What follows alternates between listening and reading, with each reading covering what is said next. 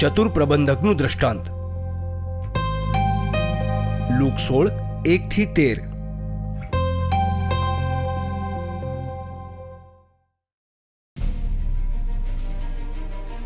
ઈસુએ પોતાના શિષ્યોને એમ પણ કહ્યું, એક ધનવાન માણસનો એક કારભારી હતો.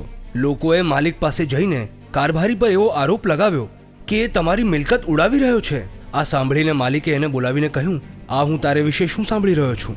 પોતાના કારભારનો હિસાબ આપ, કારણ કે હવે પછી તું કારભારી નહીં રહી શકે.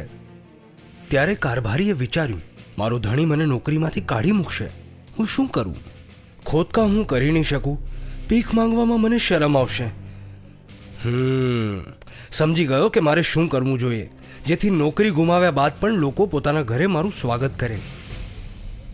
એણે પોતાના માલિકના કરજદારોને એક એક કરીને બોલાવ્યા. પહેલાને કહ્યું, તારે માથે મારા માલિકનું કેટલું દેવું છે? એણે જવાબ આપ્યો, જી 100 મણ તેલ. કારભારીએ કહ્યું, તારો હિસાબ ઉપાડ અને જલ્દીથી બેસીને 50 લખી નાખ. પછી એણે બીજાને પૂછ્યું, તારે માથે કેટલું દેવું છે? બીજા વ્યક્તિએ કહ્યું, 100 મણ ઘઉં માલિક. કારભારીએ તેને કહ્યું, પોતાનો હિસાબ ઉપાડ અને 80 લખી નાખ. માલિકે અપ્રામાણિક કારભારીના એટલા માટે વખાણ કર્યા કારણ કે એણે ચતુરાઈપૂર્વકનું કામ કર્યું હતું. કેમ કે આ જગતનું સંતાન આપસની લેવડ દેવડમાં જ્યોતિના સંતાનથી વધારે ચતુર હોય છે. અને હું તમને કહું છું, ખોટા ધનથી પોતાને માટે મિત્રો બનાવી લો, જેથી એ ધન સમાપ્ત થઈ જવા પર તેઓ પરલોકમાં તમારું સ્વાગત કરે. જે નાનામાં નાની વાતમાં ઈમાનદાર છે એ મોટી વાતમાં પણ ઈમાનદાર છે, અને જે નાનામાં નાની વાતમાં પણ અપ્રામાણિક છે એ મોટી વાતોમાં પણ અપ્રામાણિક છે.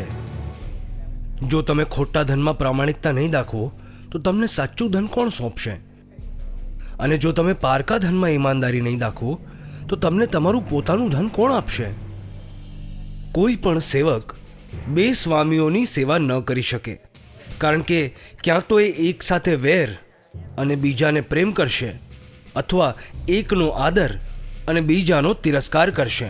તમે ઈશ્વર અને ધન બંનેની સેવા ન કરી શકો.